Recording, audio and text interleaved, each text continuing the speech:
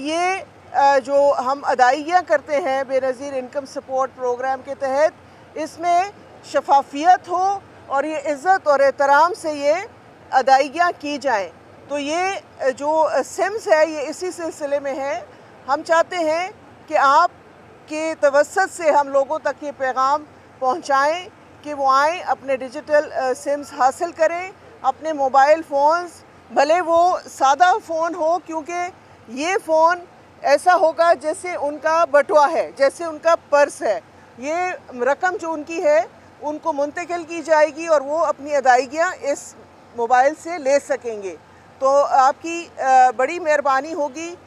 बहुत सारे जो हैं वो फ्रॉड किए जाते हैं, बहुत सारे जो हैं जालसाज अनासर हमारे मुआशरे में मौजूद हैं जो इस प्रोग्राम का नाम इस्तेमाल करते हैं, गलत इस्तेमाल करते हैं। तो ये डिजिटल वॉलेट्स, ये डिजिटल सिम्स जो हैं, ये 1 crore biggest financial inclusion in the history of the world, और वो भी ख़वातीन के डिजिटल अकाउंट्स। ये कभी दुनिया में पहली दफ़ा ये होने जा रहा है और पाकिस्तान पीपल्स पार्टी और हुकूमत पाकिस्तान इस पे फ़ख्र करती है कि ये इनिशिएटिव हमने लिया है।